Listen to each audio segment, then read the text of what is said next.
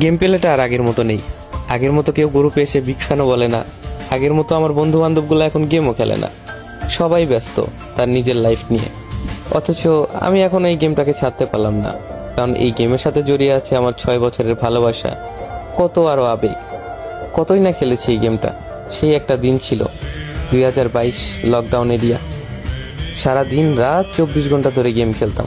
কতই না বকা শুনেছি আম্মুর হাতে, তারপরেও এই গেমটা ছাড়তে পারিনি। কিন্তু এখন এমন একটা সময় চলে এসেছে, হয়তো বেশি দিন আর গেমিং লাইফে থাকা হবে না।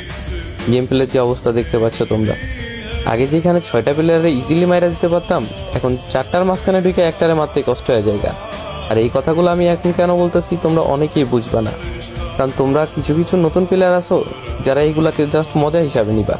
কিন্তু ওল্ড প্লেয়ার যারা আছে, যারা তাদের গেম প্লে হারাইছে, তারা অবশ্যই আমার এই বেদনাটা বুঝবে। তারা আমার কষ্ট বুঝবে, কারণ তারা জানে একটা প্লেয়ারের গেম প্লে ডাউন হইলে তার কত পরিমাণ খারাপ লাগে।